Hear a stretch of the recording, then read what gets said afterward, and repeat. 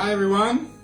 Hi, everybody. Happy Friday. Happy Friday from Chicago. Yes. And happy Saturday to the rest of the world. Mm-hmm. Yeah, it's very cold over here in Chicago, and there's a big snow front going across the United States. So we're getting, the fluffy side of it. So it's very cold. But it's good to see you all. So I am Leonardo Valentin. I am a spiritual educator and past life therapist. And we have with us here. And I'm Luna Dawn. Nice to meet you all. Hi, Sharon. And I'm also a past life therapist, a spiritual educator. I'm a karmic light code artist. And I'm so happy to be with Leo. Thank you for having me. Of course. So today we're going to be talking about love. And this is the second half of love. Last week we talked about more singles love, more like single relationships, people who are single who want love, and sort of how to find it. This week we're going to be talking about more the couples, because I think that the couples don't get enough love. Like whenever a couple is in disarray, they just suggest you need a counselor, you need a therapist. But, there's not enough, I think, self-help tips out there for couples and people in relationships. So we're going to give that to you in a large regard. So it's going to be lots of fun and also very informative for relationships. It can be applied to family relationships, friend relationships, romantic relationships, and even relationships with yourself. Yeah. So that's going to be very in-depth. I just feel like when it comes to romantic relationships, when you go into a relationship, people say, oh, you're in a relationship already. You don't even need help. You're fine. So it's kind of like there's that behavior. But when people are single, like, oh, we need more help to find love. So we definitely need to address all kinds of relationships and how to keep them healthy. Yes, that's the key. In school, we teach children how to find work, but we don't teach them how to keep it. So it's the same in relationships. All the parents want, everyone to be in a relationship and have kids and stuff like that, but they don't show them how to stay in a relationship, how to treat your partner, how to not cheat on them, how to respect them, honor them. So things like that are very important in that nature. So we're going to talk to you about that with a grand scheme, like a very big concept that I have put together with a lot of our own research in like esoteric work and tarot and all kinds of stuff like that. It's called the 4 Pillars of Love and Relationships. It embodies the mind, the emotions, the spirit, and the soul. So we're talking about everything that has to do with how you connect with one another. So let's review that. If you want to see it in the video, it is going to be in the description.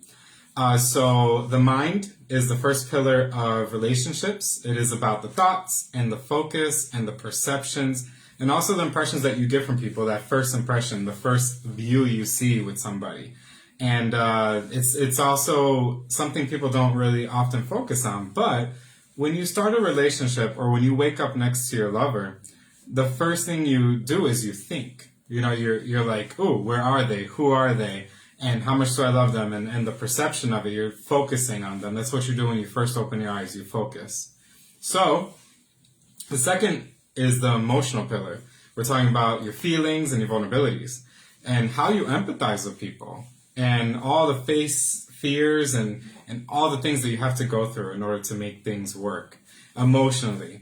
And then we talk about the spiritual pillar, which is about the soul. The soul purpose, your spirituality, your passions in life, and also your life goals. You can apply this in every single way like that. And then lastly, we're talking about the body, the physical pillar, your physical life. We're talking about your family, your safety, your security, and your home. And it's the last pillar because it is where you get down to the most serious things, which we'll discuss in a second. But it's also about kids and having children. Everything that has to do with the body and the home. So those are the 4 pillars. The reason I chose them to be in that order is because I acknowledge and I look at the way humans work, the way that people, work around the way they make relationships. And I can tell that, though it seems like the first connection is physical, where you touch someone and you're like, I feel vibes. No. When you look at somebody, you feel vibes. When you actually impress that initial love at first sight feeling, that's that vibe. So that's why the mind comes first. The emotions comes next because you have to assess how you feel about it. And then the spirit, because you have to get that vibe, that true vibe. Like, how does my soul feel next to them? Do I feel safe? Do I feel like we're on the same page?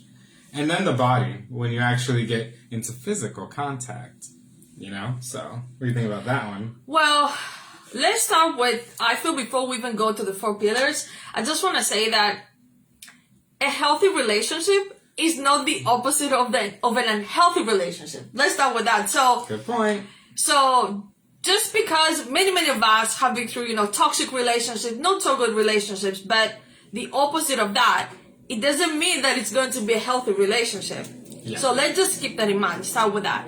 The second one I wanted to mention is when Leo talked about the mind, right?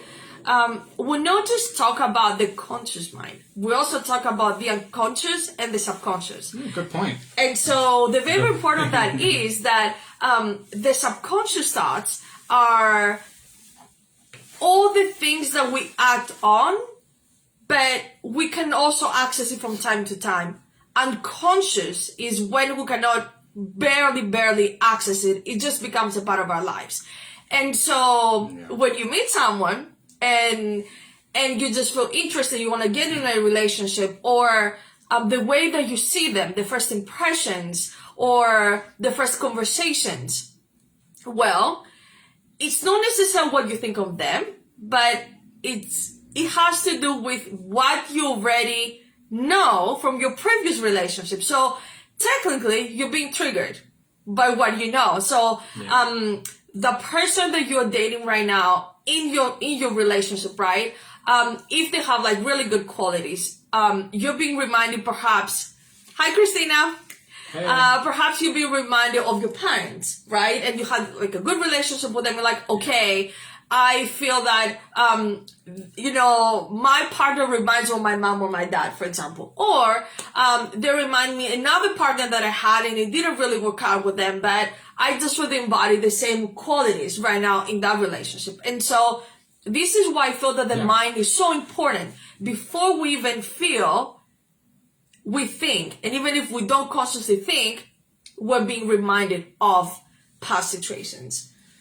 That's true. As Buddha says, as what we think, we become. And it's true. I think the deeper understanding of that quote is that, what you see, you think about, and it's your perception of things is what you go for. Like, it's people think that it's actually it's all the physical attraction. No, it's not.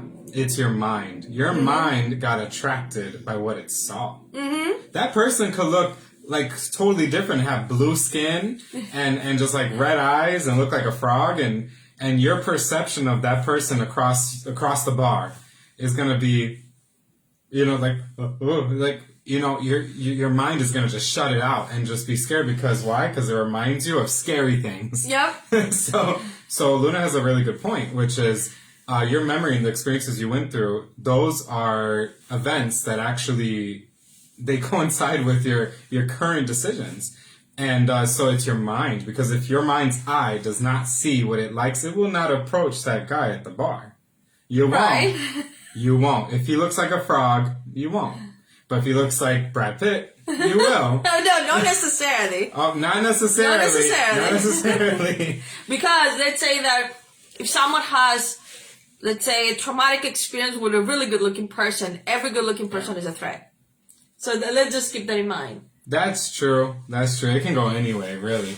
But it's true. That's why the mind comes first, because the mind is also about perceptions. It's about the eye. It's about what you see. And usually how we perceive things in relationships and when we meet people new is what we see. We go off what we see. Then we go about how we feel about what they're saying and how we feel about it. And then we start to actually talk to them. And then we get to the spiritual pillar where we're like, oh, do we have things in common? And then we get physical. We're like, oh, handshakes, hugs, stuff. but that's why many people say, my body's doing things by itself. You know why? Because mind, your mind, your emotions, and your spirit comes first. Yeah. And then the body follows on that. Just like, well, okay, if everyone else agrees into that, it's the last pillar in a sense. Like, okay, might as well just tag along because everything makes sense. That's true. Yeah, and I believe that this is the reason why people exactly Right. because I think this is why people tend to skip to the physical when it comes to either keeping relationships or making relationships, like, skip to the one night stand. It's because you want to skip over your mind, your feelings, and even your sole purpose, because maybe your sole purpose knows you should not be getting in bed with that person. But we skip to sexuality because it skips all the other pillars. We can skip everything and we feel like, oh, we could just shortcut. Oh, yeah. No, absolutely not. You can't shortcut love. You can't shortcut anything. You just have to go with the process and trust it. Hey, everyone. So if you guys have any questions along the way, let us know. And if you have any input on actually how you approach someone at the bar or you meet a new friend and any questions about that, we can definitely help with that. Yeah, and if you want to share any stories, whatever you guys want to share. Hi, Donna. Definitely. Yeah, Christina, you're right. It's worth the wait for true connection and respect. But again, it's I feel like it's your life experiences, what you've been through, and for some people it could be easier, some people it could be harder. And this is where why the mind comes first into all this, because let's say that you meet the most amazing person in the world, right? So they treat you right. Emotionally, physically, spiritually, everything is there. And then there's something that has triggered you, right, from your past, and you don't trust relationships in general. And it has nothing to do with a person. How many times we say, oh, honey, it's no you, it's me. And it is totally that, It is, because it doesn't matter how amazing the person is. It matters what we think about them. And the thoughts, even the subconscious thoughts, triggers, memories, if they resemble someone we met in the past, or even like the little thing that they do. So let's say the way that they look at you, or one word that they said, anything. So the most amazing person, it can turn into your eyes the most ugly person, or you can even trust them. You can't put your finger, what is that about, that you can't trust, but really, it's something that you can't trust about yourself. And this is why the most healthy relationship, you can just take it down. Just all these thoughts, all these patterns, and whatever you've been taught, as a child, everything runs in the back of your mind. Yeah, absolutely. So Donna said, have just started talking to someone recently. I'm not in a rush, but want to catch up over coffee and a meal to see how we connect. A smart move. Yeah, that's really, really great. Well, good luck with that. We'll be looking forward, to hear more about your story and how the day went. Absolutely, yeah. It's important to sort of gauge someone's personality before you actually do anything. Like I remember when I started to study relationships and then psychology and then spirituality after that, I started to think about relationships because love was always in my mind as a kid. I was one of those lovesick puppies as a teenager. So then I noticed that you really never know a person to actually get in conflict, because it shows you a lot about how someone resolves conflict and how they can get it together and how they could rebalance imbalance. That's sort of like how bosses gauge you when they hire you for a job and they interview you. They want to know what you're going to do under a negative circumstance, because they want to know if you're mature enough to pick up the pieces, because life is messy. And life has so many flaws, and people are flawed. But what are you going to do when the milk spills? And what are you going to do when the ceiling cracks? That really shows character, shows strength.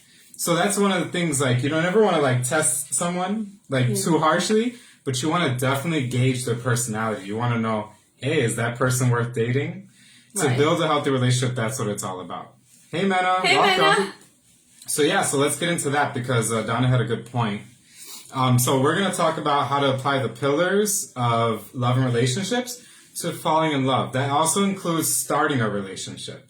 So it's the beginning of a relationship and making sure that it's healthy. So the first one, as discussed in the previous video, which is what it was based on, was about actually respecting your alone time. Before you get in a relationship, you have to be okay being alone before you are with them. So jumping from ex to ex or lover to lover, not a good idea. It's always emotionally draining. And we all know this is true. We've all done it at some point, and it hurts a lot. And the reason is because it really messes with your mind. Yeah. It confuses you. And if you don't give yourself time to process the breakup between relationships, or at least give yourself some alone time before you actually fall in love or before you start dating someone, it can get really confusing. And sometimes people think, well, it can get really emotionally draining. Yet not before it gets confusing. Because you're not allowing your mind's eye to refresh. You want to wake up in the morning and see yourself in the mirror and be proud of who you are before you jump into a relationship, so that that person, when you go on a date with them, they're proud of you. And they can see it. They can see your self-worth. So that's that first step. When you apply the mental pillar, which is all about your perceptions and your thoughts and who you are, that first impression. You want to, when you start a relationship, when you're falling in love, you want to give the best impression. And the best impression is someone who loves themselves. And not confident. No, it's not about confidence. It's about actually embracing who you really are. When you really know who you are, that's true confidence. So that's something that definitely has to be addressed in most cases, but it's definitely the first part of actually being able to fall in love, is applying the fact that you got to clear your head. You have to be an individual before you fall in love. Never get in a relationship dependent. Get into a relationship and start falling in love independent. And trust me, that will build a strong foundation. Because again, the pillars of love are the foundation to relationships. They're pillars, like 4 pillars, and then you can set your house right on top. That's how we do it. Yeah, so do you have any? So I feel about that alone time. It gives you, time in between relationships, even in the beginning of the relationship, to before, when you connect with that amazing person that we talked about, right? Yeah. What do you really want from them? What do you really want from yourself? And so you take the time to ask yourself questions to see where you're going, because many times we try not to think, because how many times we say, oh no, I won't let my mind just take over my heart. It's my heart goes first. But really, your mind, somehow, it's always ahead. Yeah. Even if we try to ignore it, it's always there. And this is why many people talk about the conflict, between the heart and the mind, because when the heart tries to feel, the mind tries to resonate. And there's a reason why the mind tries to resonate. That's true. And so to avoid the confusion and to bring, these healthy habits into your relationship, you really need to sit down and just ask yourself questions. So, for example, let's say that you have a really good relationship and then you just go out for coffee and then your partner just says something that really doesn't sit well with you. And we're talking about kind of like having a really nice conversation, but all of a sudden they say something that you're like, I don't know, I'm being bothered by it. I don't know why, but it bothers me. And so you take the time and you go home and you ask yourself and you say, why am I triggered? What exactly happened? Because if the behavior general-wise, they didn't disrespect you, they just treat you with love, and they said that one thing that triggered you. So what is that about? Because if you don't address that, this is what keep growing and growing and growing, and one day it's just going to explode out of nowhere, right? And so you want to keep your mind clear. And this is why also the relationship, not only in between, but in your relationship, it's very, very important to have alone time. And it doesn't say anything about your relationship that, oh, we cannot be together 24/7. It's fine to take even 1 hour and just self-reflect. Talk about yourself. What you think, what you want. Oh, yeah. Donna said, also, what about if you have been very independent and letting someone in? Can be very hard. Mm-hmm. Yeah. So that... So true. Yeah. Because sometimes, when I know that firsthand. I've been alone, for so long, and it's a little difficult to let someone in, and not emotionally, spiritually, or physically. Hi, Michelle. But it's more like the mind goes first. So why exactly am I trying to be in a relationship? And sometimes the mind can take over to the point that you ask too many questions that you self-sabotage yourself. You're like, do you really want to date that guy? And then you try to find 60,000 problems from your past that you haven't really resolved yet. So 60,000 triggers and then a bunch of other reasons. And like, okay, mind takes over. The heart is hurting in the process because, the heart wants to go forward, try to love. And then the mind says no, no, and no. It just puts like the wall up. And so you just want to keep being independent, but your heart wants to connect with someone and have a relationship. And so this is the point where you have to sit down and ask yourself, why am I so independent? Is it because I'm independent, or is it because I'm afraid to be in a relationship? I've been there. So I claim to be dependent, but really I was afraid to open up my emotions and just let someone in. Yeah, that's true, because when you are starting to fall in love or you're in a relationship, when you focus on your independence, you focus on the mind, the mental pillar, clearing your mind. You know, when you're outside of a relationship, that doesn't mean you're doing nothing. You can't just watch Netflix and expect to be ready for a relationship. You can't just watch dating shows and expect to be ready for a relationship. You have to try. You got to work on yourself and your pain. So when you apply that first pillar, and the reason why it's important to be good with yourself before you start dating is because though you might be hiding your emotions, your perception and what you think you are is projected from your mind's eye. And that's why when you look into someone's eyes, you can usually see their soul. It's because our mind has this thing where it projects our consciousness. So that's why that's that way. But you got to make sure that when you're doing alone time in between relationships, you're working out the wrong that happened in the previous relationship, and you're trying to figure out what to do right. And so when you're alone, you have to do self-work. You gotta solve the traumas. You gotta figure out what hurt you bad about the ex, stuff like that. Focus on that, because you take those, you gotta take those lessons, learn them, and then take it to the next relationship. You know, and it's true, because like when your emotions are stuck, I mean, this happens with energy, with chakras and stuff like that. It's the same in the body, because when I help someone open up their emotions, it's usually stuck. It's like salad. It's like the spine. It's literally on the spine, right? And the spine will just lock up and you won't feel anything because it's all stuck, like a twisted spine. It's the same as your mind, the same as your emotions. If you don't practice them, you don't work with them, they sort of get stuck. And it's the same with the emotions. Your emotions will get stuck if you don't practice them. Your skills get stuck if you don't practice them. So you got to practice learning emotional lessons through looking at the problem. Never look away from the mirror. Look in the mirror when you break up so that you can see what you did wrong. Because I can guarantee you when you're in a relationship, you've always done something wrong. Don't always blame the partner. Right. But yeah, so let's move on to the second part. I wanted to mention one more thing. When it comes to the mind and the emotions, because I mean, we're going to go now to the emotions, right? Yeah, I'm going to go through all of it. Right. And so there's a thing that I say where you feel your thoughts and you think your emotions. And it is where your mind and your heart, they come together. Yeah. And so when you think your emotions, you just understand them. You don't try to create chaos between the mind and the heart. So why am I feeling this way? No questioning, but just think, I'm feeling this way because it feels nice. It is nice to be loved, you know, just rather than just having that mindset, why I feel that way, or why, you know, that guy makes me feel that way, why this girl makes me feel that specific way, right? Just say, well, it is good that they make me feel that way. So your mind gives, you know, thumbs up to your heart. It's like, hey, it's a good thing. You're in a good place. And then the other way around where you just feel your thoughts. And then when you think, you know,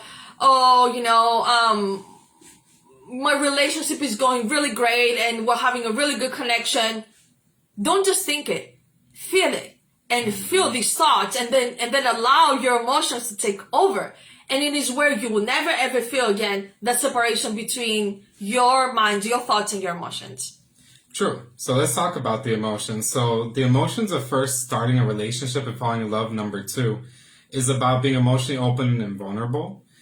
So once you get past that mental state of being able to actually clear your head of a previous relationship and then be ready, you know, and you're focused on finding love and not focused on your, personal projects, you move on to the emotional, where you actually got to start to be vulnerable.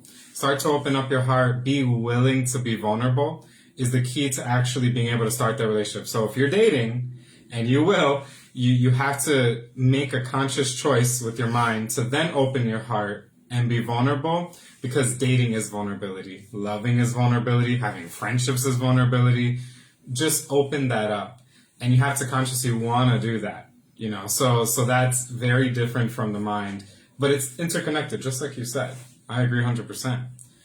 So then we move into the spiritual, which is the third pillar, about spiritual alignment and life goals. That's when you head on to the second stage. When you're on that date, Donna, you want to definitely, you already got past, your mind where you're thinking, of who they are, and you have this idea in your head, and then you want to move into the emotions, and you want to deal with your vulnerabilities, and then tell them, hey, this is what I've been through. This is what I'm doing.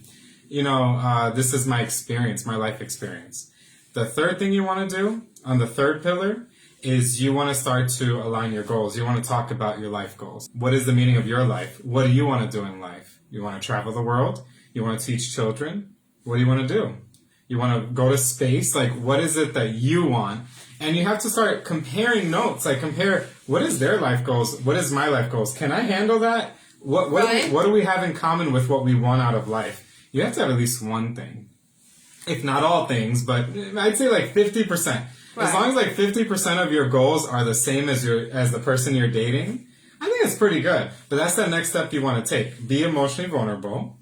And then you move forward and you try to then align your spiritual and physical goals. See if you guys have the same goal in life. What if you do? What if you don't? If you don't talk about it, you'll never know. Yeah, because I made that mistake. Going 6 months into a dating and a relationship, never ask that person, what do you want to do in your life? Like, right. I should ask that on day one. It would have been very clear. Because it's very integral. You got to know how someone thinks about themselves. You got to know if someone is emotionally vulnerable to at all. And don't choose someone who's not emotionally vulnerable. We're going to tell them about that. Right. Because we have a thing about choosing someone who gives us more different pleasures than actually being vulnerable and making us feel good. But then that next step is to actually don't forget to ask the question, hey, what do you want out of life? You want kids, you want a family, you want to go to Tibet and meditate. What do you want? So that's a very important thing. That's the third pillar in how you apply it to starting the relationship. Donna said, yes. See if we seem similar, like-minded. Awesome. That's nice. I'm going to be open and ask questions. Yeah. So just ask a really balanced set of questions. Not like an interview, but almost like just show your genuine soul. Because the spiritual pillar, the third pillar, is about expressing the soul. Just be genuine. This is my life goal. What is your life goals? This is my spirituality. What is your spirituality? Yeah, I wanted to mention that so bad. Because that's what third pillar is about. Spirituality and religion. Okay. Super important. Like, okay, I've done that. And when I had conversations with guys, right, and I said, well, I am spiritual and a religious person, and this is what I believe in. Mm-hmm. I'm a past life therapist. I create soul art. And then they say, oh, I'm a very religious person. At least I know that there's going to be a problem with communication, because down the line, that's true. I want to go to spiritual events. I want to meet other people. But that person, for example, wants to go, let's say to church. And so that Sunday, for example, they want to go to church, but I want to go to a spiritual event. And so that's not going to be a good alignment. Yeah. Yeah, it might not be. You actually have to, whenever you ask some of those things, you should ask them the intensity of it. So how important is that to you? Yeah. You go to church every Sunday. How important is that to you? You cook for your mother and your grandmother every Saturday. How important is that to you? And start to gauge from 1 to 10 how important those things are, and then balance it out to say, ooh, sometimes I am, sometimes I'm not the same. Yeah. Because, there are people who are religious, but there are also people who are like hardcore religious, like, they go everything by law, but there's some people who are like just religious, they'll go to church, and they're still very open-minded. But you want to know, though, if there is that bridge between you two. So that's what you want to know, because if, for example, spiritually you're completely different, or another thing that, again, I will mention about myself, where I never envisioned myself having kids, right? And so my life purpose was not to become a mom. But let's say that I'm dating a guy who wants kids.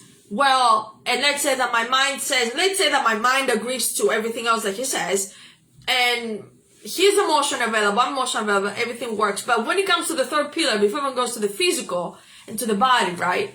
Yeah. I'm like, how this is going to work out? Because he's going to expect me to have kids with him eventually down the line, and I'm not even there. Yeah. And that's like a level 10 importance. There is so important because some people, they say, for example, when I hit my 30s, right, I want to have a family. And some people even have, a timeline. They say from 35 to 40, at least I want to have one kid. Or some other people might say, I don't want to have kids. Like my sole purpose is, for example, to travel to different countries and just educate people or do philanthropic work, right? I want to help third world countries. And that person whose family wants to stay home and just have the home environment, but that other person wants to travel the world and help people who are in need. So you see how you have two different sole purposes and they don't even match. And so unless you guys decide that, well, we're going to have a family that is going to be traveling the world. It could be that. It could be somewhere in the middle, but make sure that somehow you make sure that your goals and their purpose aligns with yours. Yes. Oh, let me tell you. Okay, so in a previous relationship, right? What we talked about was life goals before we even talked about anything else. And that messed things up. Because you have to sort of work and you have to be on the same mental wavelength. You got to have good banter. You got to have, good talks.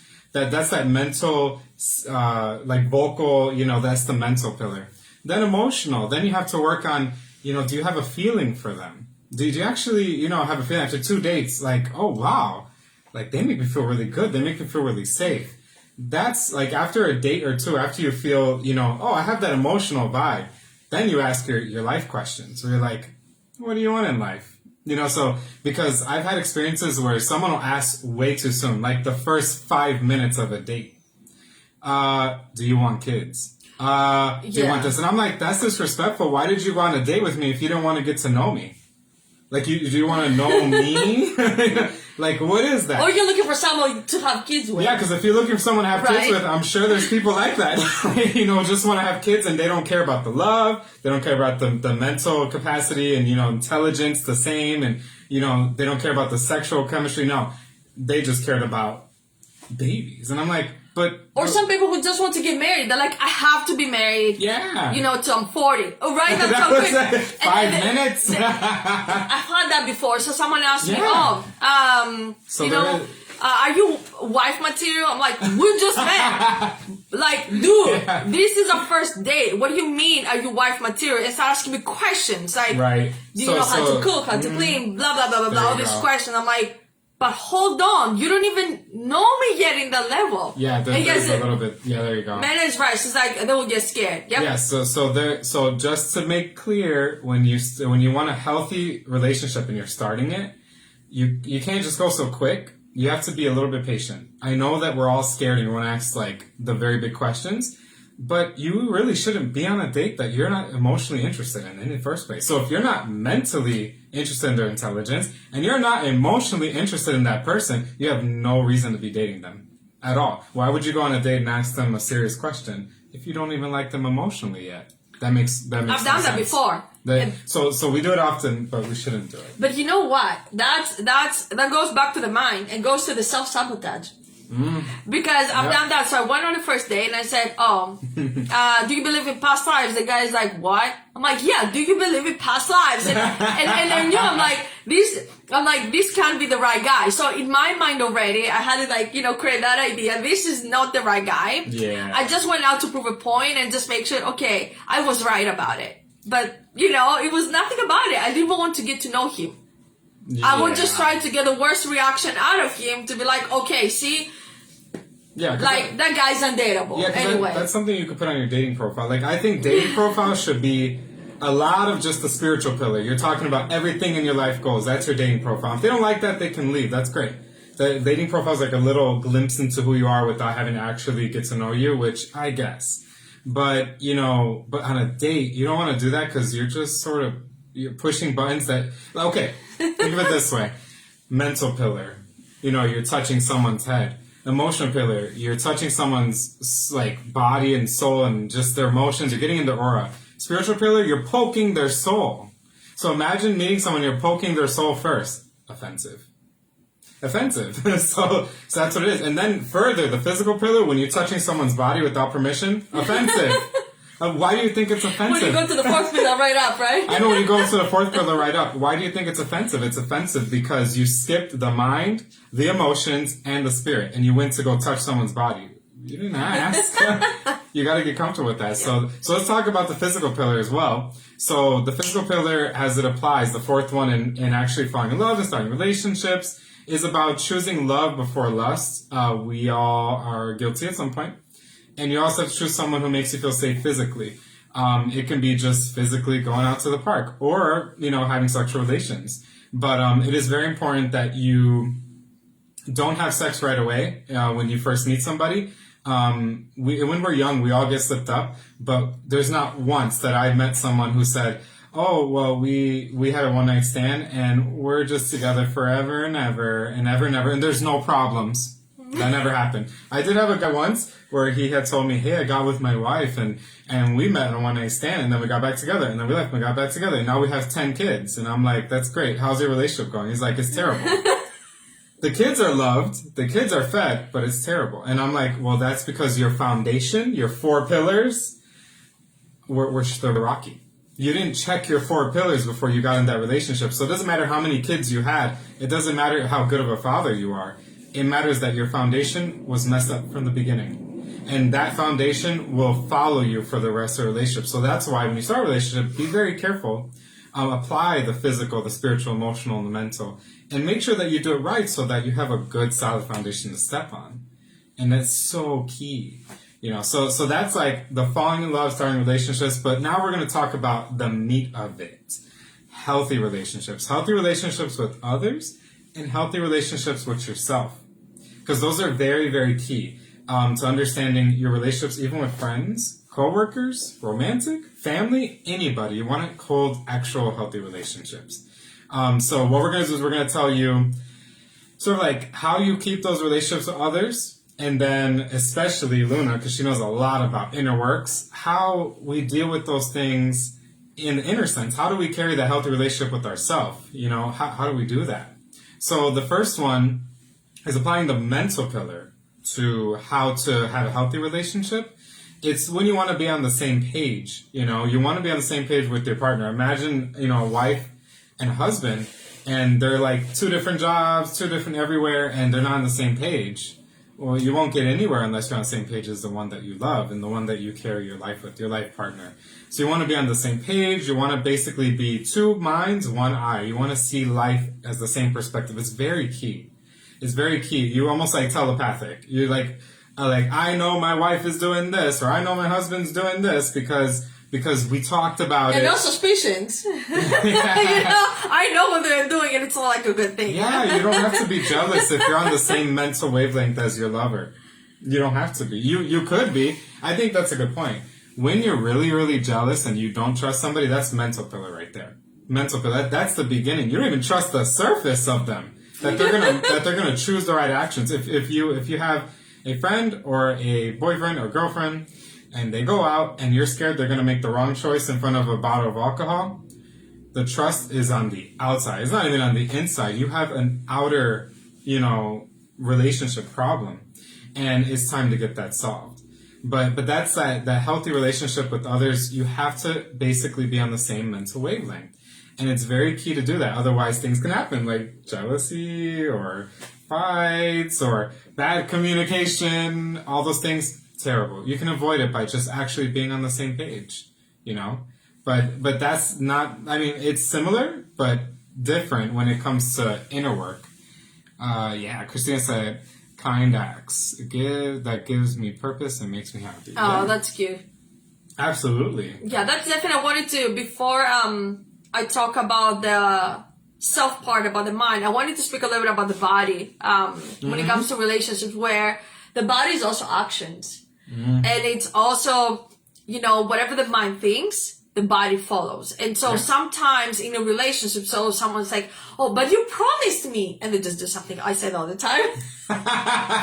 You promised. You're guilty. I'm like, but you promised me. Because I've heard one thing and then the other person does the other. And then this is where, you know, the relationship starts getting unhealthy, because the person said one thing and then they do something else. And so the body doesn't follow the mind. So let's say, they promise you to go on a date, and then they say, but I have work, so I gotta stay home, you know, or I gotta stay at work a little bit longer. And so that promise that was made through the mind, through the first pillar, it doesn't follow by the body.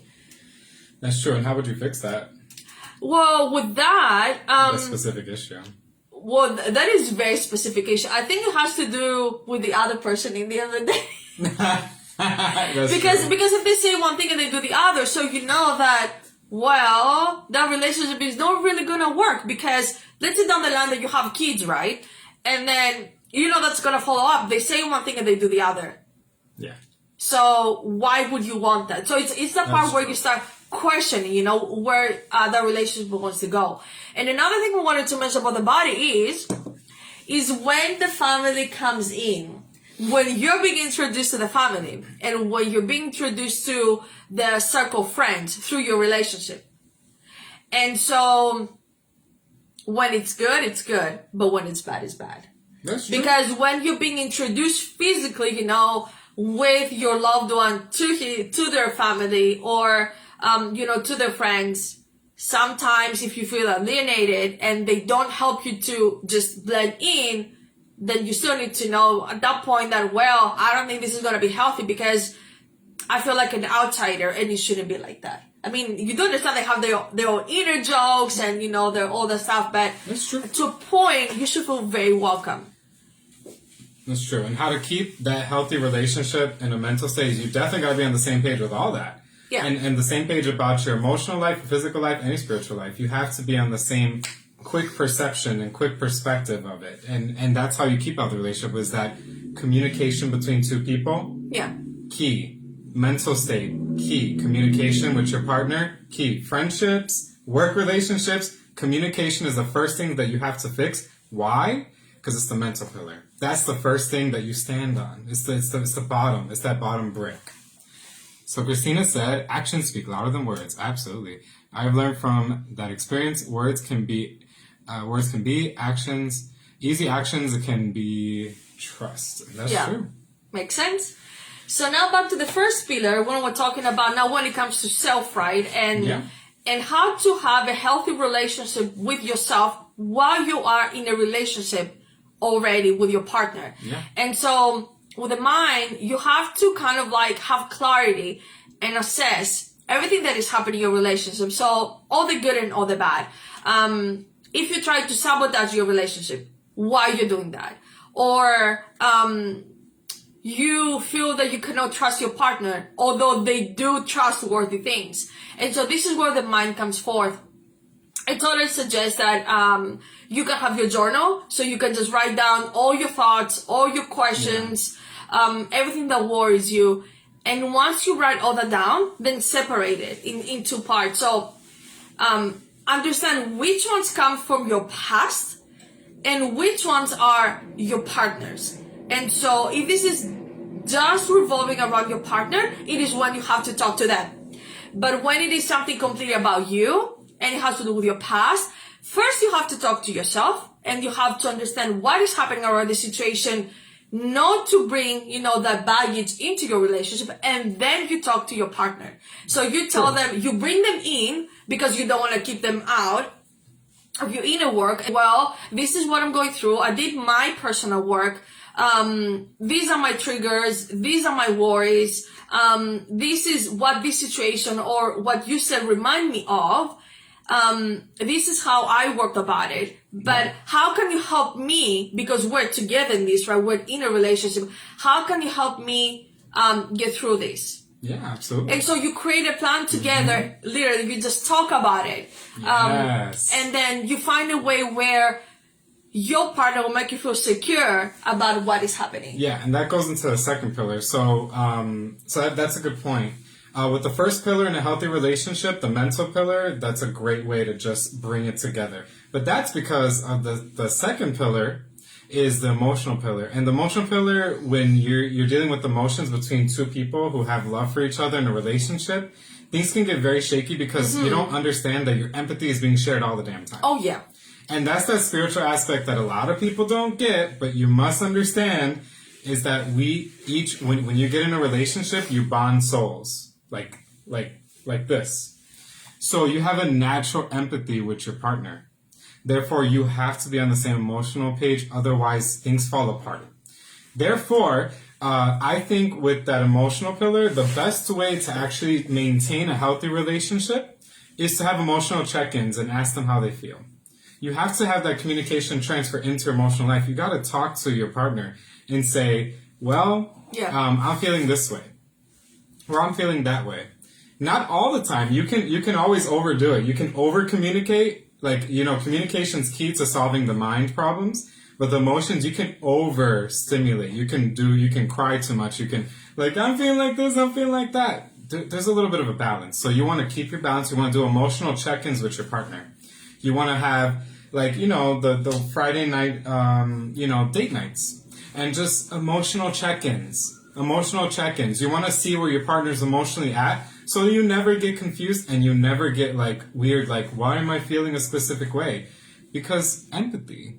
When you're in a soul partnership, empathy is a thing. They should teach that in schools because it's a thing. You have a spiritual bond now. When you get in a marriage, you have a spiritual bond now. This is not a financial bond only. You have that's fourth pillar stuff. Right? We haven't even got there. The most important thing is you have an emotional bond. That emotional bond can destroy everything. You know why? No matter how much money you spend in a relationship can just be tarnished within 1 second. Because the more important pillars in a relationship are emotional. And when you have that emotional fight, it doesn't matter how much money you spend on that person. It can fall apart. It's a stack. Mind, emotions, spirit, body. If your mind's messed up, everything falls apart. Your communication, everything. If your emotions are messed up, the body and the spirit, they're not going to match. If your spirit is not on point, your body will not follow. So this is how it's stacked up. This is just the way that relationships are built. And my best advice when it comes to the emotional pillar, when it comes to healthy relationships, is make emotional check-ins. Friday night, date night, and just emotionally check in with your partner. Don't be afraid. Don't overdo it. Don't underdo it. But do it enough that you feel comfortable and satisfied. And that you emotionally felt, like you were heard. So that's very important. And then the third pillar. So the second pillar, when it comes to self, the self-work, right? Yeah. And so you have to check in when you have that emotional connection with a person. Sometimes something it feels like it's not right, So let's say that you are feel like you really care about them, you really love them, and so you meet them, right? And then you feel that doubt, and you're like, I don't understand. All of a sudden I doubt them, and I don't know why I doubt that connection. It is when you take the time to yourself to do the checkup, literally emotional checkup, and say, okay, how do I really feel about them? And if you say that you truly, really love them for who they are and what they are, this means that the doubt comes from the partner.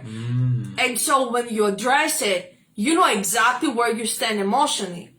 And it is when you have to talk to them and you say, well, this is how I feel about you. So you ask them how they feel about the situation. And you tell them, I pick up on doubt, but it doesn't come from me. So can we talk about it? And then you tell them all the work that you did. You say, I checked up my own emotions. I know how I feel about you. And we've been together now for 6 months or a year. And I feel really secure. But I picked up a doubt that I feel like it doesn't really belong to me. How do you really feel? Yeah.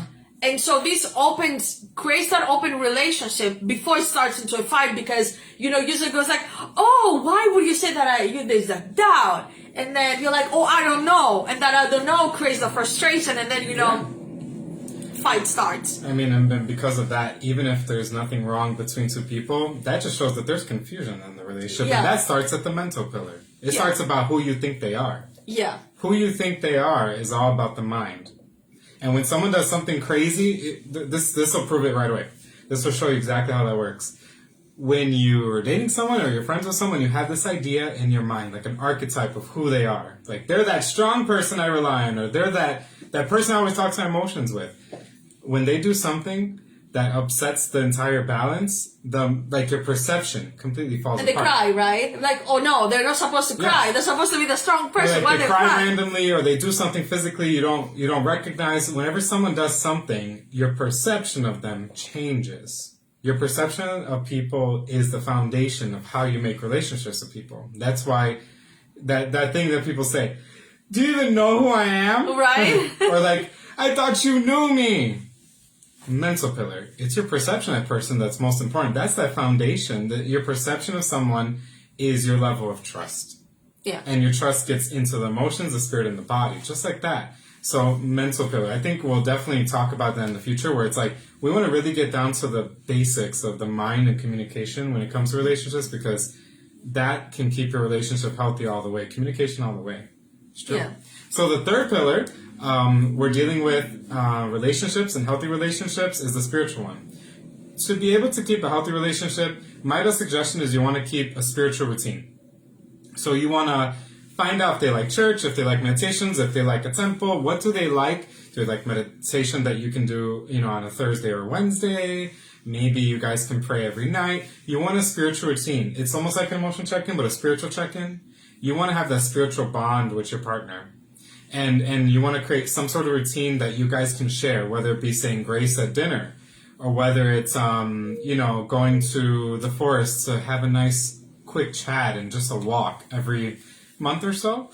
Whatever it takes to feel spiritually open, and make sure that your life goals are always aligned. Yes. So within a healthy relationship, you want a spiritual check-in at least, every 6 months, once a year, where, you have that talk. It's like that time when you guys talk about budget, when everyone talks about how much money we're going to spend. You got to talk about what do we want to do with our life, because that decides what we spend our money on. So have those talks. You want to have important talks when it's relevant, but never forget to always check in with like, I want to do this in my life. How about you? Oh, I want to do this in my life. How about you? And just every year you're changing. So respect it and honor it. Yeah. So let's say that, your partner says, oh, I have that entrepreneurial spirit and I just want to have my own business and I'm very passionate about it. And they just talk about it, but you don't really talk about it, just kind of like an idea floating around that's not being addressed. And then on the side they open a business, like online business, right? And then you kind of like, okay, maybe it's a phase. Sometimes like we say that maybe it's a phase, it's gonna go away. So then the person, your partner goes, keeps going about their life purpose and they're passionate about it, and we're just watching it pass you. It's just like, okay, what am I gonna do about it? And I feel this is a point where sometimes in our lives we just we're in a different path. Where, the more that we mature and grow, the more our soul path matures and grows as well. So new things will just show up. We're not, starting. I'm not saying like today, I just have, my business. I just do my life coach. I just do, past life regression. Well, next day I might say, well, I just want to open a spiritual center where people can come and meditate. And I feel very passionate about it. But if I don't communicate to my partner, because I'm saying, well, how are they going to feel about it? How he's going to feel about it? What if he doesn't like me anymore? And I feel like these big life decisions that are being made in someone's mind first, right? Because you go back to the first pillar, then they start feeling it in the second pillar. And then the third pillar, you just know already that you're excited, you're just ready to go in. Yeah. You might not want to communicate it because you might just lose them. Because let's say that your partner is slower and you feel like they don't progress as much as you do. So kind of like you used to walk together and then you start surpassing them or they surpass you according to where you are, and they're being left behind or you're being left behind. That can be very worrisome, because if you don't talk about it, it's either you're going to sink in the relationship or it's going to explode. So true. 100%. So that's very key. And even when, talking about yourself, you got to keep yourself in your own spiritual routine, right? Like you gotta, if you're going to meditate. It's all about creating a healthy relationship with your higher self, with your spiritual body. And then when you have that spiritual routine with yourself, you carry that spiritual routine with your lover. When you have emotional check-ins with yourself, you do that with your lover. So like what you do inside matters outside.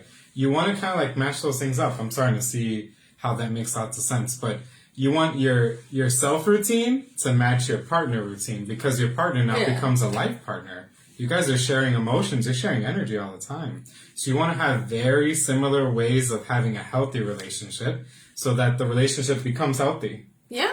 You know? So let's talk about the last pillar, which is the physical. The physical pillar, when you're having a healthy relationship, it's all about having balance and boundaries. You know, and it goes also into the mental about alone time, but you want to have boundaries specifically with your personal and your professional life. You want to have boundaries between you and your in-laws. You want to have boundaries between you and your kids. You don't want to just let all the doors be open. To have a healthy relationship, on top of your mind, your emotions, your spirit, on top of all that is your physical wellness. You want to be okay, and to be okay, you got to set boundaries between people. You can't let your children, join you on date night all the time. You can't let your parents be in your relationship and telling you what to do. You have to set boundaries to protect your relationship, to protect your home. And when you have a relationship, it becomes something beautiful that we express in love. And it's something to protect, like a child. Children express that very well. You got to protect it.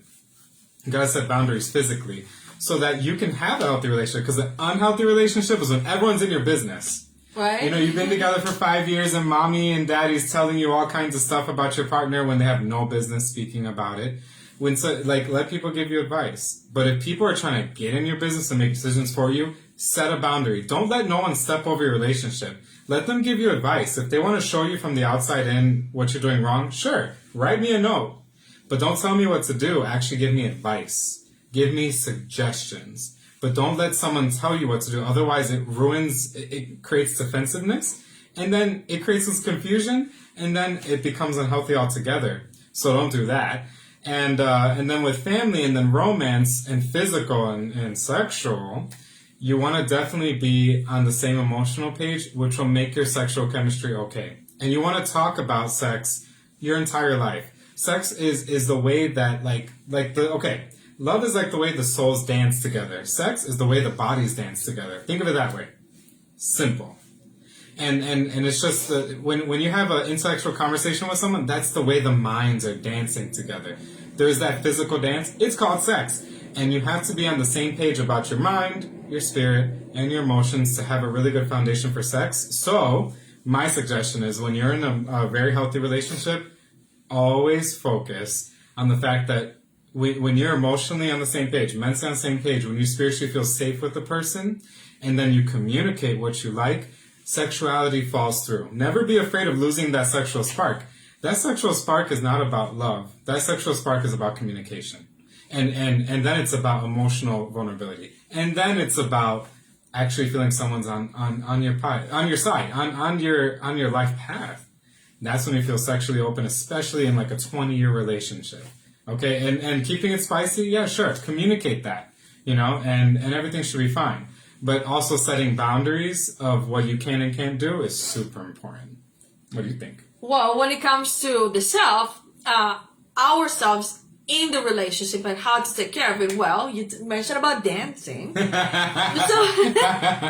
So if you want to dance with your partner and be sexual, you need to know how you to dance yourself first, right? If you don't have the moves, how you gonna have your partner have That's the moves? a good point. Right? You gotta know what you like before you express it to somebody There you go. else. So don't expect other people to know what you like unless you know. You know what it reminds me? Like when you're like in those Greek weddings, like in my country, it's just like come on, dance with it, just grab you like in the end of the line, just drag you across, and you try to look at their feet, like what are they doing? And you will never learn how to dance. You just be dragged along, and then they laugh at the last person, like, oh my god, they don't know how to dance. So kind of like you need to know how to dance before you dance with someone else. That's such you a might good point. you might step on their toes, right? So this is like the physical part of sexuality. When you are alone, the self, I would say, health part in your relationship with someone else. Another thing is that what you do to take care of yourself in the relationship, because when we're in a relationship, we're so excited sometimes, we just want to do everything for our partner, like have a date night, and then just schedule vacation, or just try to get a dream home, or try to have the job together to make money, to have goals. But where you are in all that, So you have to sit down and say, well, this is my spa day. I do that a lot. So every Monday is my spa day. And so I'm just going to do my hair mask, my face mask, my, just like have a nice bubble bath. And just like, this is my me time during the relationship, right? Yeah. And so, then you wanna see, we'll have financial goals, as a couple, but where do I stand financially? Because sometimes, when a couple is together, sometimes we get comfortable. It's like, just let the other person pay. I mean, I don't know. That's the mentality in my country. We're like, okay, they'll pay for everything. Just let them pay. Yeah. And this is where financially you're being dragged along, you or your partner. Mm-hmm. So you always need to check in where you're at with that. And then your connection with your family. So as Leo says, set those boundaries. Because when you talk to your family, remember, what you communicate to them, it is what they say back to you. And so if you say, oh my God, my partner is freaking terrible. He's cheating on me. And then they're like, oh my God, just break up with him. Your mom is going to say, just break up with him. Your dad is like, I'm going to find him. Just like, where do So next day you say, oh, everything is fine. He bought me flowers. And then your mom is like, did he just cheat on you last night? Kind of like, and then you say, oh, don't bring back the past. But this is the information that you just gave them, Yeah. And so they will keep reminding you that you got cheated on when you try to make the relationship be okay. Yeah. So True. Always keep in mind what information you give to your parents about your partner. Because if you had a bad day, just don't bring it over because they're just going to get it back to you. Especially if they don't like your partner. That's so true. Yeah. Yeah. So definitely. So that is the 4 pillars of love and relationships. And we're talking about the mind, the emotion, the spirit, and the body. Starting love and keeping love is very hard. We just passed Valentine's Day and we wanted to create this amazing project to be able to help you understand single love and couples love. And this is the way to understand couples love and single love. So definitely check out my video about the 4 pillars of love. Try to apply it to every connection you have with yourself, with others, with your friends, and definitely go with that thought and try to set things in a really good balance in that way. Having a healthy relationship is not impossible. But it is possible for relationships not to be healthy. You just have to notice it as it's happening by having clear communication on all those 4 steps. So we hope that all that advice definitely helped you guys out. And Donna said, yes, need to keep some things separate. I agree. Family will have their say. Yes, they will. And friends too. Oh my God. That too. Don't let your best friends tell you what to do in a relationship. No. Make sure that if you involve someone in a relationship, that other person's okay with it. I've done that before. I'm like, Leo, what do you think? He's like, why are you asking me? I'm like, no, what do you think? Ask your man. And me personally, like I'm like so strong-headed. Like if I'm in a relationship, I won't even ask her for advice because I don't want her in my business. she's very intense, but it's like, but if I have advice to ask, I will ask it. Yeah. But I think it's important just to recognize those boundaries. Pillars can also be boundaries, Yeah. But yeah, so those are all the tips. Spread the tips, spread the knowledge. And also, if you guys have any questions, let us know in the comments anything that you want to ask about healthy relationships and also how to start dating in a healthy way. Yeah, we'll give you some advice. We know a lot through that process and we'll sort of just bounce them out for you. Yeah. Yeah, it's been definitely a pleasure. Yeah, you're welcome, Donna, and you're welcome, everyone. Yeah. It's been a great Valentine's Day holiday. Right? Yeah. All of us single people and all of us coupled people, we're all the same. Everyone needs a little bit of help because it's hard. Relationships are hard. They're very difficult. It's already difficult being with myself. I mean, it's easy being single. Yeah. It's easy. That's why many people don't want to go in a relationship. Yeah. Because when you have to deal with another person, it just, I say things get complicated. It's easier being single, but to me, it's hard enough being single. It's hard enough to be with myself. So being with someone else, it's a little bit more difficult. But it's easy to just be away from people. Just embrace the love. Apply these pillars to friendships as well. Apply them to work relationships. You got to be on a good foundation to keep a healthy relationship. Yeah. So keep those healthy relationships in 2022, the year of the lovers, and just be strong, be independent. You're going to be okay. Yeah. It was a pleasure talking to you guys. We'll see you next week. Next week, we're going to talk about emotional eating and sort of like unhealthy habits. Yeah. So it's going to be a great topic, very personal, but it's going to help a lot of people. So hope to see you there. Talk to you soon, guys. Yeah, and before we go, so if you guys have any suggestions about topics that you would like to hear from us, you can just write it down in the comments and just let us know. Yep. Yeah, we'll assess it and see if we can spiritually teach it. And if we can spiritually teach something about it, we will. Yeah, we want to be able to just help it out. Yep. So have a good night, guys. We'll talk to you soon. Thank you for being here. We'll see you soon. Have a beautiful day. All right. Have a wonderful February. Kisses.